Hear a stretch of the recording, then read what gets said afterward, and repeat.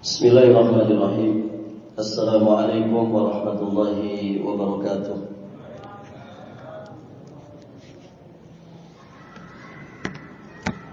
Alhamdulillahilladzi arsala rasulahu bil huda wa dinil haqq liyudhhirahu 'ala dini kullihi wa kafa billahi shahida.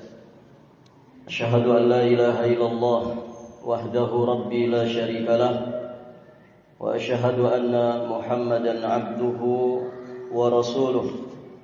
Qala Allah ta'ala fi kitabihil karim, ya ayyuhalladzina amanu taqullaha haqqa tuqatih wa la tamutunna illa wa antum muslimun, amma ba'd.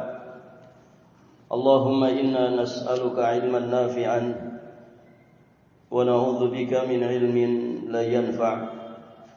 Para hadirin jamaah salat maghrib dan isya rahimani wa rahimakumullah.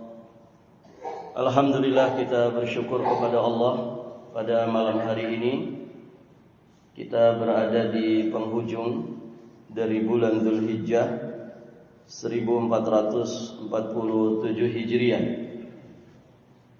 Insyaallah taala pembahasan kita di pembahasan tentang Kitabul Haji ini satu lagi pembahasan. Berikutnya muallif hafizahullah taala menyampaikan fadlus salati fi Makkah, keutamaan salat di Mekah. Satu hadis yang beliau bawakan di sini. Riwayat ini disebutkan oleh Imam Al-Haythami rahimahullahu ta'ala dalam Majma' Az-Zawaid, dan disandarkan riwayat ini kepada Imam Ahmad, juga Imam At-Tabrani, disahihkan oleh Imam Al-Albani alaihi rahmatullah, dari jalan sahabat yang mulia Al-Arqam radhiyallahu ta'ala anhu, annahu jaa'a ila Rasulillah sallallahu alaihi wasallam فسلم عليه فقال أين تريد؟ قال أردت يا رسول الله ها هنا، وأومأ بيده إلى حيز بيت المقدس. Hayyiz, di situ kalimatnya hayyiz, bukan haitsu. Mungkin di sebagian cetakan ada tulisannya haitsu. Wa awma'a biyadihi ila hayyizi baitil maqdis. Qala ma yukhrijuka ilayhi atijarah? Qala qultu la, walakin aradtu as-salata fihi. Qala fas-salatu ha huna, wa awma'a ila Makkah biyadihi khairun min alfi salatin wa awma'a biyadihi ila Syam. Baik, hadirin jamaah yang dirahmati Allah, dari sahabat yang mulia Al-Arqam radhiyallahu taala anhu, pada suatu hari beliau mendatangi Rasulullah sallallahu alaihi wasallam. Lalu beliau mengucapkan salam kepada Nabi. Beliau pun bertanya, "Aina turidu?" Kamu hendak pergi ke mana? Maka kemudian dia menjawab, "Aku hendak ke sana ya Rasulullah." Dia mengisyaratkan ke arah Baitul Maqdis. Kemudian Nabi bertanya kembali, "Ma yukhrijuka ilaihi?" Apa yang memotivasimu untuk pergi ke sana? Atijarah? Apakah engkau hendak berdagang? Karena negeri Syam saat itu, hadirin jamaah yang dirahmati Allah, ya termasuk negeri yang biasa dikunjungi untuk tijarah. Dan orang-orang Quraisy, mereka memiliki kebiasaan di musim panas atau di musim dingin melakukan safar dagang atau kafilah dagang ke negeri Syam juga ke negeri Yaman. Baik, hadirin jamaah yang dirahmati Allah. Jadi Nabi bertanya, apa yang memotivasimu pergi ke sana? Apakah hendak berdagang? Kemudian beliau menjawab, la, tidak ya Rasul, walakin aradtu sholata fihi, akan tetapi aku hendak sholat di sana. Masya Allah. Jadi datang ke Baitul Maqdis karena ingin sholat ya di masjid. Masjid apa namanya para jamaah? Baitul Maqdis. Masjid apa namanya? Yang kita dianjurkan sholat di situ, Masjidil Aqsa. Taib. Beliau kemudian bersabda, "Fas-salatu hahuna wa auma ila Makkah biyadihi. Khairun min alfi salatin." Kata Nabi, salat di sini sambil beliau mengisyaratkan dengan tangannya ke arah Mekah. Salat di sini itu lebih baik daripada 1000 salat di sana. Sambil Nabi mengisyaratkan tangannya ke negeri Syam, ke arah negeri Syam. Baik, hadirin jamaah yang dirahmati Allah. Kemudian di sini penulis menjelaskan penjelasan singkat tentang hadis ini, bahwa hadis ini menerangkan keutamaan Mekah dan salat di Masjidil Haram. Baik, hadirin jamaah yang dirahmati Allah. Di sana terdapat perbincangan di kalangan para ulama. Pelipat gandaan salat di Masjidil Haram, apakah di bangunan masjidnya ataukah berlaku di semua tanah yang dikatakan tanah haram Mekah? Ini ada dua pandangan di kalangan para ulama. Yang pertama mengatakan bahwa yang dimaksud adalah di masjidnya, bangunan masjidnya, yang di situ ada Ka'bah, Baitullahil Haram. Dan penjelasan ini dijelaskan oleh Imam An-Nawawi, juga Imam At-Tabari, dari kalangan mutaakhirin. Yang berpendapat ini diantaranya adalah Syekh Muhammad bin Shalih Al-Utsaimin rahimahullahu ta'ala.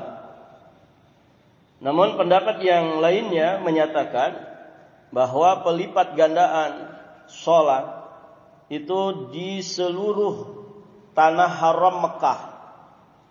Jadi tidak hanya di masjidnya, tapi di seluruh tanah haram Mekah. Dan di antara yang berpendapat dengan pendapat ini adalah pendapat jumhurul ulama, ya baik dari Hanafiyah, Malikiyah, Syafi'iyah. Bahkan Imam Ibnu Qayyim juga berpendapat dengan pendapat ini. Ada juga fatwa dari Lajnah Daimah, termasuk Syekh bin Baz alaihi rahmatullah berpendapat dengan pendapat ini. Berarti selama itu di tanah haram Mekah, maka pelipat gandaan pahala itu tetap didapatkan. Apa dasarnya? Ya, di antara dalil yang mereka pegang adalah firman Allah di surat Al-Isra ayat yang pertama. Subhanalladzi asra bi'abdihi lailan minal masjidil harami ilal masjidil aqsal ladzi barakna haulah. Baik. Ini ayat berkaitan dengan Allah telah memperjalankan hamba-Nya, yang dimaksud adalah Nabi Muhammad sallallahu alaihi wasallam, di malam peristiwa Isra dan Mi'raj. Allah menyebutkan minal masjidil harami ilal masjidil aqsa, dari Masjidil Haram menuju Masjidil Aqsa, di Lailatul Isra, ya di malam Nabi diisrakan. Baik, hadirin jamaah dirahmati Allah. Para ulama menjelaskan bahwa ketika malam itu Nabi diberangkatkan oleh Allah, diperjalankan, diisrakan oleh Allah, Nabi tidak sedang di dalam masjid, tapi Nabi sedang di rumahnya Ummu Hani. Baik, para jamaah yang dirahmati Allah. Namun ternyata Allah Subhanahu wa taala tetap menyebutnya dengan Masjidil Haram. Minal Masjidil Harami ilal Masjidil Aqsa. Maka dari situlah jumhurul ulama berpendapat bahwa pelipat gandaan pahala salat itu berlaku di seluruh tanah haram. Di seluruh tanah haram Mekah. Jadi selama tanah itu masih tanah haram Mekah, maka pelipat gandaan pahala salat itu akan didapatkan. Demikian para jamaah yang dirahmati Allah. Taib. Kalau kemudian ditanya, mana yang lebih utama? Misalkan Bapak sholat di mana ini? Ada musola yang di dalam gedung, tapi ngadepnya langsung ke masjid. Apa nama musolanya itu Pak? Ada yang pernah sholat di situ? Ini Tower Zamzam di sininya nih. Atau misalkan di hotel-hotel yang paling dekat dengan Masjidil Haram. Nah, kita sholat di situ atau sholat di masjidnya. Kira-kira yang lebih utama yang mana? Atau di masjid-masjid atau di musola-musola hotel yang di sekitar Masjidil Haram. Itu kan juga masih tanah haram. Taib. Mana yang lebih utama? Di musola masjidnya atau di masjid yang di tanah haram atau di Masjidil Haramnya? Tetap yang lebih utama di Masjidil Haramnya. Dari sisi mana? Di tanah haramnya iya, sama-sama dapat pelipat gandaan pahala. Tapi dari sisi banyaknya jamaah, maka jelas Masjidil Haram pasti lebih banyak jamaahnya. Hadirin jamaah yang dirahmati Allah. Dan semakin banyak jamaah dalam salat berjamaah, maka semakin besar pahala. Maka masya Allah di sini ada fadilah memakmurkan masjid. Ya, masjid itu bukan sekedar dibangun, dibesarin, direnovasi, tapi bagaimana kita sebagai kaum muslimin memakmurkannya. Semakin banyak jamaahnya, maka semakin besar fadilah salat berjamaahnya. Nah demikian para jamaah yang dirahmati Allah. Jadi tetap diusahakan kalau memang bisa di Masjidil Haramnya, ya jelas di Masjidil Haram lebih utama. Tapi ya terkadang barakallahu fikum, mungkin kita juga terpaksa harus sholat misalkan di musola, di hotel yang ada di sekitar Masjidil Haram karena mungkin baru datang atau mungkin kita terdesak oleh jadwal kepulangan yang harus segera pulang, maka pelipat gandaannya tetap didapatkan. Kenapa? Karena masih di tanah haram. Baik, para jamaah yang dirahmati Allah. Kita lanjutkan. Jadi hadis ini menjelaskan keutamaan Mekah dan salat di Masjidil Haram. Karena Nabi sallallahu alaihi wasallam telah mengisyaratkan keutamaannya. Bahwa salat di sana itu lebih utama daripada salat di Masjidil Aqsa dengan selisih 1000 salat. Baik para jamaah, maksud di sini dari sisi balasan dan juga pahalanya, bukan dari sisi jumlah salatnya. Sehingga siapa yang terluput darinya sejumlah salat itu tidak bisa diganti dengan salat di Baitillahil Haram. Nah begitu para jamaah. Dan ini juga yang harus dicatat oleh kaum muslimin, masyarakat kita ini. Karena ada orang pulang haji nggak salat lagi Pak. Kenapa? Sudah dirapel katanya di Masjidil Haram 40 hari Ustaz. Gitu ya. Saya 1 hari salat di sana saja 5 kali. Itu mungkin tidak cukup umur saya, gitu ya. Malah kelewatan, begitu kan? Akhirnya ada sebagian orang pulang dari tanah suci nggak pernah lagi sholat. Ini benar nggak Pak? Ini kesalahan besar. Ya. Para jamaah yang dirahmati Allah, mereka salah Pak, salah paham. Ada nggak haji tapi nggak sholat? Ada Pak? Banyak. Sudah berhaji tapi nggak sholat. Ada orang berangkat haji, masya Allah, ya, jilbabnya rapi, bahkan pakai niqab. Pulang dari haji dibuka lagi. Nah, itu namanya haji tomat. Ya, sebelum berangkat tobat, pulang kumat lagi. Nah begitu. Dan itu sejatinya gambaran haji yang tidak mabrur. Sudah pernah kita jelaskan. Karena di antara indikasi haji seseorang itu mabrur, diterima di sisi Allah Subhanahu wa taala, ya ketika dia sepulang haji lebih baik keadaannya. Kewajibannya dia laksanakan dengan sebaik-baiknya, bahkan dia semangat mengamalkan amalan-amalan sunnah. Intinya lebih baik, lebih soleh, lebih beriman, lebih bagus Islamnya, lebih rajin menuntut ilmu agama, lebih takut kepada Allah, lebih dekat kepada Allah. Nah itu indikasi hajinya haji yang mabrur. Jadi hadirin jamaah yang dirahmati Allah, dari sisi balasan dan juga pahalanya, bukan dari sisi jumlah. Kemudian ada sejumlah hadis yang menunjukkan keutamaan 3 masjid serta keutamaan sholat di ketiga masjid itu dibandingkan sholat di masjid lainnya. Kaum muslimin sepakat dalam hal keutamaan Masjidil Haram dibanding Masjid Nabawi. Nah urutannya itu. Jadi masjid yang paling istimewa, paling utama di muka bumi ini adalah Masjidil Haram. Baru setelah itu Masjid Nabawi, setelah itu Masjidil Aqsa. Nanti ada lagi keutamaan Masjid Kuba. Taib, hadirin jamaah yang dirahmati Allah. Kesepakatan ini dikuatkan oleh hadis Abu Sa'id radhiyallahu taala anhu. Hadis yang diriwayatkan oleh Imam Al-Bukhari dan juga Imam Muslim. Kata Nabi SAW, la tushaddur rihal illa ila thalathati masajidah. Masjidil Haram wa masjidi wal masjidil Aqsa. Janganlah kalian bepergian jauh mengumpulkan segala sesuatu dari perbekalan kecuali ketiga masjid. Yang pertama Masjidil Haram, kemudian Masjid Nabawi dan Masjidil Aqsa.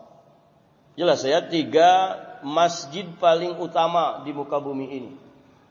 Urutannya mulai dari Masjidil Haram, kemudian Masjid Nabawi dan Masjidil Aqsa. Semoga Allah Subhanahu wa taala memberikan kemudahan kepada kita semua untuk bisa sholat di 3 masjid ini. Amin Allahumma ya rabbal alamin. Pengecualian dari suatu larangan yang bersifat umum dalam hadis ini menunjukkan keutamaan 3 masjid ini serta kemuliaannya dibanding yang lainnya. Jadi ketika Nabi melarang la tushaddur rihal, kemudian dikecualikan 3 masjid ini, menunjukkan bahwa 3 masjid ini lebih utama dibandingkan masjid-masjid yang lainnya. Dan yang nomor pertama adalah Masjidil Haram. Ya, kita 1 kali sholat di situ pahalanya seperti 100.000 kali sholat di masjid yang lainnya. Adapun keutamaan Masjid Nabawi diriwayatkan oleh Imam Muslim, diterima dari jalan sahabat yang mulia Abu Hurairah radhiyallahu taala anhu. Beliau bersabda, "Salatun fi masjidi afdalu min alfi salatin fi ma siwahu minal masajidi illal masjidal haram." Salat di masjidku ini, kata Nabi, maksudnya Masjid Nabawi. Salat di masjidku ini lebih baik daripada 1000 salat di masjid yang lainnya kecuali Masjidil Haram. Karena Masjidil Haram keutamaannya lebih besar dari keutamaan Masjid Nabawi. Adapun keutamaan Masjidil Aqsa disebutkan dalam hadis Abdullah bin Amr dari Rasulullah sallallahu alaihi wasallam bahwa ketika Sulaiman bin Dawud alaihi salam membangun Baitul Maqdis, beliau mengajukan 3 permohonan kepada Allah Azza wa Jalla. Yang pertama, beliau meminta kepada Allah supaya diberi taufik untuk memutuskan hukum yang selaras dengan hukum Allah. Memutuskan hukum yang selaras dengan hukum Allah. Kemudian Allah pun mengabulkannya. Yang kedua, beliau meminta kepada Allah supaya diberi kerajaan yang tak selayaknya dimiliki oleh seorang pun setelahnya. Allah pun juga mengabulkannya. Ya, kita sama-sama tahu di antara nabi yang kemudian menjadi raja di muka bumi ini adalah Nabi Sulaiman bin Daud alaihi salam. Nah, Allah mengabulkan permintaannya yang kedua ini. Kemudian yang ketiga yang beliau minta,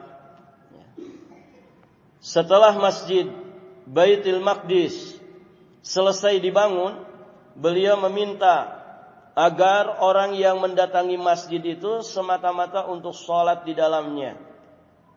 Allah mengampuni dosanya hingga bersih seperti hari ketika ibunya melahirkannya. Masya Allah. Dan alhamdulillah, para jamaah, orang kalau datang ke sana pasti ingin sholat di sana, di Masjidil Aqsa. Dan itu akan menggugurkan, mengampuni dosa-dosanya hingga bersih seperti saat ibunya melahirkannya. Ini keutamaan dari Masjidil Aqsa.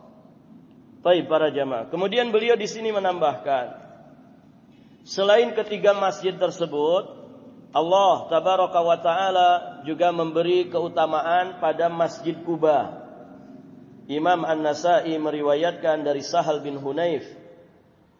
Beliau berkata, Rasulullah sallallahu alaihi wasallam bersabda, "Man kharaja hatta ya'tiya hadzal masjida Quba, fa shalla fihi kana lahu adla umratin." Barang siapa yang keluar dari rumahnya hingga sampai ke masjid ini, yakni Masjid Quba, lalu dia salat di dalamnya. Di satu redaksi dia dalam keadaan sudah bersuci, maksudnya sudah punya wudu. Lalu dia salat di dalamnya. Salat apa di situ para jamaah? Salat apapun silahkan. Mau salat tahiyatul masjid, kalau pas duha dia salat duha boleh. Kalau dia barakallahu fikum habis wudu dia salat habis wudu, silahkan. Tidak disebutkan salat apa di sana. Dia salat di dalamnya, maka dia mendapatkan pahala yang sama dengan pahala umrah. Makanya salah satu kegiatan jamaah umrah di antaranya apa, Pak? Mengunjungi Masjid Quba. Mengunjungi Masjid Quba. Ada city tour kan? Nah, itu salah satu yang dikunjungi biasanya adalah Masjid Quba. Ada yang pernah jalan kaki, Pak? Dari Masjid Nabawi ke Masjid Quba. Sebagian teman-teman ada, Masya Allah. Ada semacam jogging track gitu ya. Saya juga belum pernah gitu. Tapi ada yang pernah. Itu ada jalur pejalan kaki. Baik para jamaah. Ya, yang kuat saja begitu ya. Kalau mau nyoba. Nah, ini pahalanya sama dengan pahala umrah.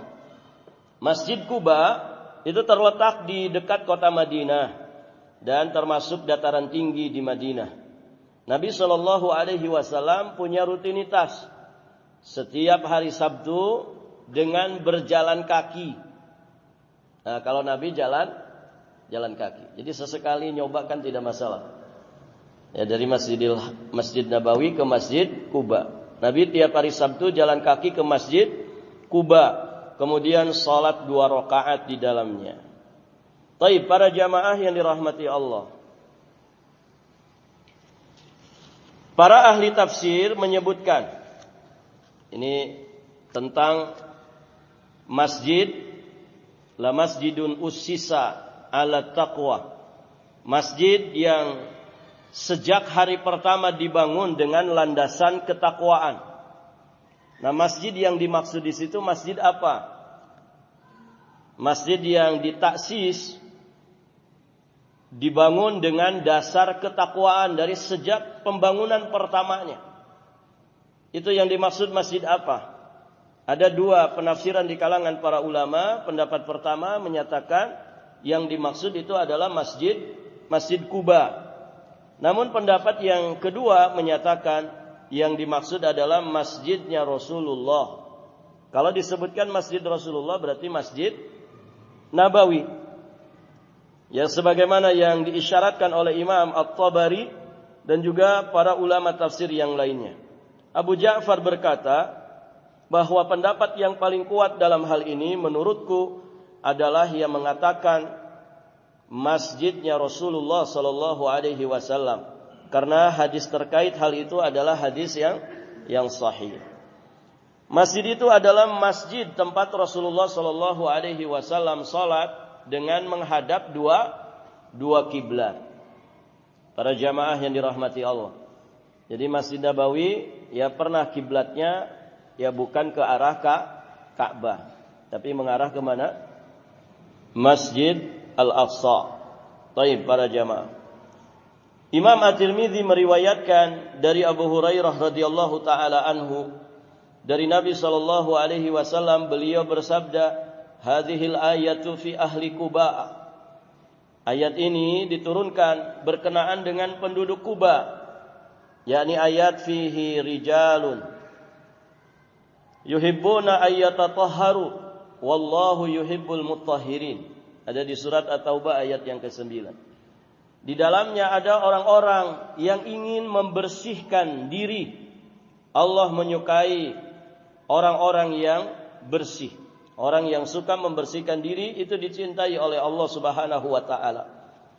Nabi sallallahu alaihi wasallam bersabda, mereka ini biasa beristinja dengan air. Lalu turunlah ayat ini mengenai mereka. Hadis ini disebutkan di riwayat Imam At-Tirmidzi. Nah, ini keistimewaan tersendiri, hadirin jamaah yang dirahmati Allah, bagi kaum muslimin ya penduduk Kuba. Mereka orang-orang yang dinyatakan ya suka membersihkan diri, dan Allah Subhanahu wa taala itu mencintai orang-orang yang suka membersihkan diri. Dan Islam adalah agama yang paling detail mengajarkan tentang kebersihan. Tidak hanya kebersihan yang sifatnya maknawiyah, batiniyah, tapi juga kebersihan lahiriah. Dan itu tidak ada di ajaran agama yang lain para jamaah. Kita diajarin sunnah fitrah. Ada berapa Pak sunnah fitrah? Al-khitanu wal istihdadu wa qassu syaribi wa natful ibti. Ya, di antaranya khitan. Kemudian apa lagi? Memendekkan kumis. Kemudian mencabut bulu ketiak. Ya. Kemudian mencukur atau mencabut? Mencukur bulu kemaluan. Yang itu jangan dicabut. Ya. Taib para jamaah. Mencukur bulu kemaluan. Kemudian apa lagi? Potong kuku. Ya, potong kuku. Jadi ini kebersihan yang luar biasa. Belum kita diajarin wudu. Di dalam wudu itu ada madmadah, ada madmadah itu kumur-kumur. Ya, kalau kita belajar fikih wudu, kumur-kumur itu bukan memasukkan air ke mulut kemudian mengeluarkannya, tapi tahrikul ma. Ya, bagaimana air itu ditahrik itu digerak-gerakkan di dalam rongga mulut. Nah, itu yang disebut madmadah. Kemudian ada istinsyaq, ada istinsar, yakni menghirup air ke hidung, ya, ke dalam hidung sampai di pangkalnya, kemudian mengeluarkannya lagi, yang disebut istinsar. Jadi dalam wudu itu bukan basahi dua jari kemudian dicolok-colok ke hidung, ya, tapi dihirup. Ini air dihirup. Wa baligh fil istinsyaq illa wa anta shaim. Kata Nabi, bersungguh-sungguhlah engkau di dalam istinsyaq, yakni menghirup air ke hidung di dalam wudu, illa wa anta shaim, kecuali engkau dalam keadaan berpuasa. Begitu para jemaah. Ya enggak sehat gimana muslim itu? Kenapa? Karena anggota badan yang rawan terkena kotoran, kuman, bakteri, virus atau yang sejenis dengan itu dibersihkan minimalnya 5 kali sehari semalam. Belum sunnah-sunnah fitrahnya. Belum kalau kita sebelum tidur dan bangun tidur. Itu banyak sekali anggota tubuh yang kemudian dibersihkan. Maka hadirin jamaah yang dirahmati Allah, semoga Allah menganugerahkan kepada kita semua kesehatan lahir dan batin. Ya, kalau orang berislam kafah insyaallah sehat. Makanya kalau kita lihat Nabi itu sakitnya kapan, Pak? Sakit keras begitu menjelang wafatnya. Usia kepala 5 itu masih melakukan sekian rangkaian jihad, perang angkat senjata. Kepala berapa?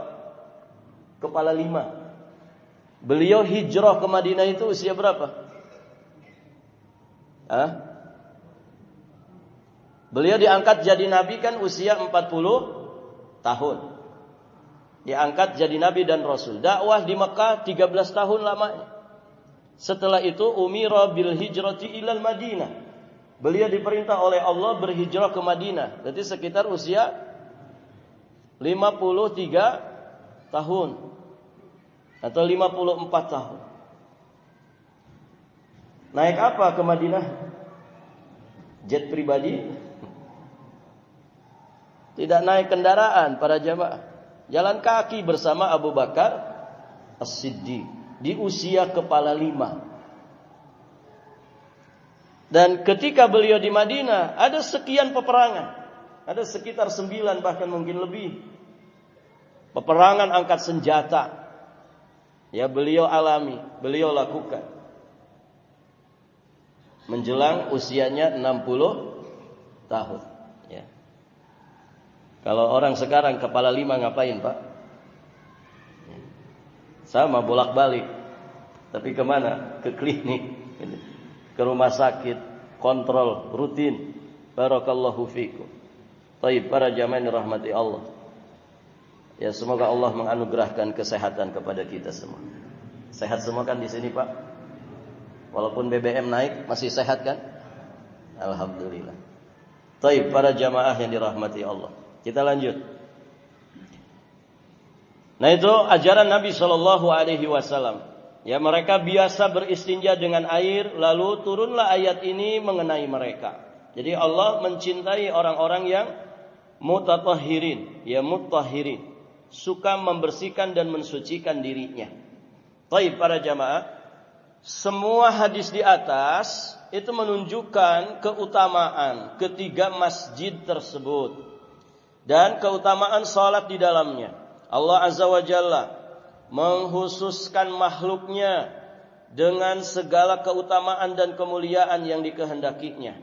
Menghususkan tempat dan waktu tertentu dengan anugerah dan keberkahan sesuai yang dikehendaki olehnya. Nah, ini kasih sayang Allah ya kepada para hambanya. Ada waktu yang Allah Subhanahu wa taala istimewakan, ada tempat-tempat yang Allah Subhanahu wa taala istimewakan. Yang ketika kita dimudahkan ada di waktu itu atau ada di tempat yang istimewa itu, maka itu peluang bagi kita untuk memaksimalkan ya segenap jiwa raga kita meraih limpahan pahala. Baik, para jamaah. Dari 12 bulan yang ada Allah pilihkan bagi kita 5. Bulan Ramadan, kemudian 4 bulan haram. 1 bulan ke depan itu masih bulan yang Allah Subhanahu wa taala sucikan. Baik. Berarti dari 12 bulan itu Allah istimewakan 5. Allah lebihkan keistimewaannya 5 bulan. Dari tempat-tempat yang ada di muka bumi ini, Allah Subhanahu wa taala juga mengistimewakan 3 tempat. Masjidil Haram, Masjid Nabawi, kemudian Masjidil Aqsa. Ditambah lagi tadi Masjid Kuba. Ada lagi enggak, Pak? Ada lagi seluruh masjid yang ada di muka bumi ini yang ditaksis dibangunnya dengan asas ketakwaan. Artinya masjid itu dibangun bersih dari segala macam bentuk kemungkaran. Maka masjid-masjid yang ada di muka bumi ini juga dikatakan sebagai khairu biqa'il ardh. Dia adalah sebaik-baik tempat yang ada di atas permukaan bumi ini. Saya tanya, rumah Bapak dengan masjid, mana yang lebih istimewa, Pak? Jelas masjid, kan begitu. Sesederhana apapun masjid itu, dia tetap lebih istimewa, ya, dibandingkan dengan rumah kita sendiri. Makanya orang-orang yang hatinya terpaut dengan masjid, itu dapat keistimewaan. Nabi ketika menyebutkan 7 golongan, sab'atun yudhilluhumullah fi dhillih yauma la dhilla illa dhilluh. 7 golongan yang akan mendapatkan naungan Allah pada hari tidak ada naungan kecuali naungan Allah. Salah satu di antaranya apa?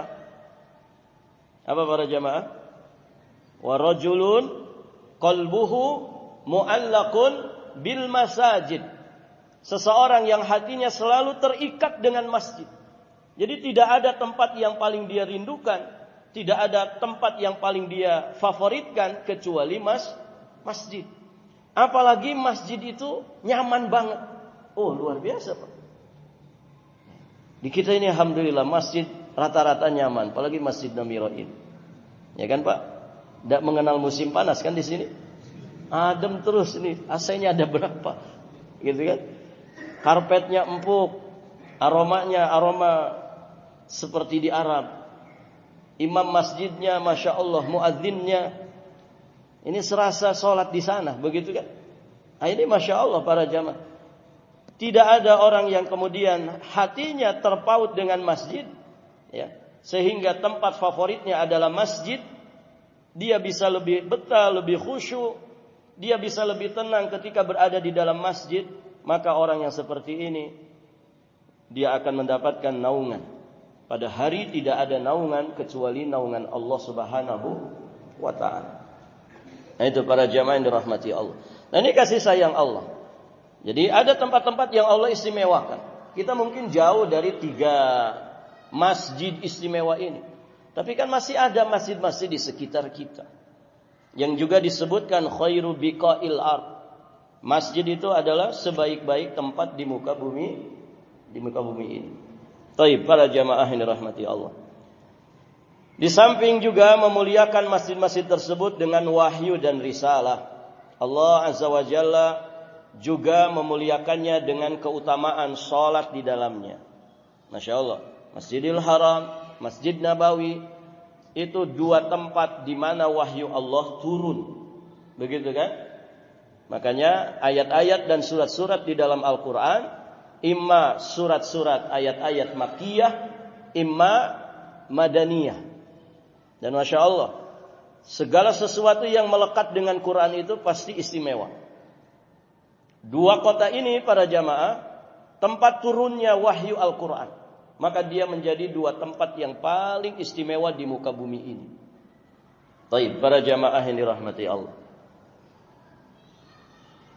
Hanya bagi Allah hikmah yang luhur, dialah Allah yang tidak ditanya tentang apa yang dia kerjakan, tetapi mereka lah justru yang akan ditanya tentang apa yang mereka kerjakan.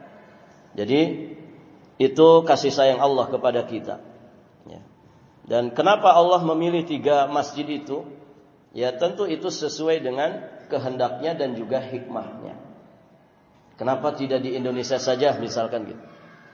Allah itu tidak ditanya tentang perbuatannya, kitalah yang akan dimintai pertanggungjawaban tentang perbuatan kita. Maka ya kita mesti ridho dengan Islam, ridho dengan Allah, ridho dengan Rasulullah.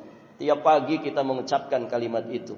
Raditu billahi Rabba wa bil Islami dina wa bi Muhammadin sallallahu alaihi wasallam nabiyyan wa rasula. Jadi mesti ridha dan lapang dada. Karena apa? Yang ditetapkan oleh Allah pasti dengan rahmat dan hikmahnya. Begitu para jamaah yang dirahmati Allah.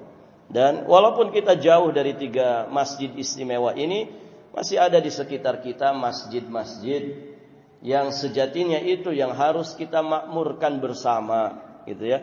Jangan hanya semangat membangunnya, tapi juga harus punya semangat untuk memakmurkannya. Baik, hadirin jamaah yang dirahmati Allah. Di sini ada intisari hadis keutamaan sejumlah masjid dibanding masjid lainnya. 3 masjid tadi yang sudah kita jelaskan. Kemudian urutan keutamaan dan kemuliaan 3 masjid. Bermula dari Masjidil Haram, Masjid Nabawi, kemudian Masjidil Aqsa. Pengutamaan suatu tempat dilandaskan pada syariat. Tidak boleh dilakukan dengan ijtihad dan perkiraan. Jadi kalau kita menyatakan tempat ini istimewa, itu harus pakai dalil. Jangan pakai perasaan. Perasaan saya ini yang paling istimewa. Kenapa? Karena kalau pakai perasaan, ya perasaan satu dengan yang lain dari manusia ini kan beda-beda. Nanti ada orang berpendapat perasaan saya Gunung Kawi itu lebih istimewa. Maksudnya tempat pesugihan, gitu ya. Gunung Kawi, bukan Gunung Kawi kita. Ya. Taib para jamaah. Nanti ada yang berpendapat, menurut saya gua ini lebih istimewa. Kenapa? Karena kalau saya semedi di situ, tapa brata di situ, tenang jiwa ini. Begitu kan? Nggak bisa menetapkan satu tempat, satu waktu dengan keistimewaan dan keutamaan, itu harus pakai dalil syariat. Taib para jamaah. Kemudian yang keempat, mencontoh Nabi Sallallahu Alaihi Wasallam tanpa ditambah-tambah dalam melakukan amal ibadah di tempat yang punya keutamaan khusus. Jadi kalau ada satu tempat diistimewakan, maka cara memakmurkan tempat yang istimewa itu juga harus dengan petunjuk Nabi. Karena pasti ada panduannya. Tidak ada satupun waktu, tidak ada satupun tempat yang kemudian keutamaan keistimewaannya dilebihkan oleh syariat, melainkan juga pasti panduan bagaimana cara kita memakmurkan tempat dan waktu itu juga sudah dijelaskan. Maka jangan nambah-nambahi, sudah ikuti saja. Ya. Ikuti apa yang dicontohkan oleh Nabi Sallallahu Alaihi Wasallam. Baik para jamaah. Dan tentu kesimpulan ini dipahami berdasarkan perbuatan Nabi yang hanya sholat tanpa mengerjakan pekerjaan atau amalan yang lain. Demikian para jamaah yang dirahmati Allah. Alhamdulillah bab ini sudah selesai. InsyaAllah ta'ala, ya sebagaimana kita sudah merencanakannya, selesai Dzulhijjah, selesai pembahasan tentang Kitabul Haji.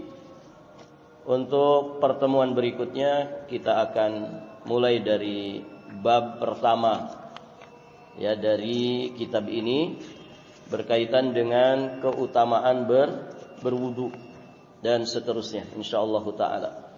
Baik, wallahu taala a'lamu bis-shawab wa ilaihil marja'u wal ma'ab. Akhiru da'wana anil hamdulillahi rabbil alamin. Subhanakallahumma wa bihamdik asyhadu an la ilaha illa anta astaghfiruka wa atubu ilaik. Assalamualaikum warahmatullahi wabarakatuh.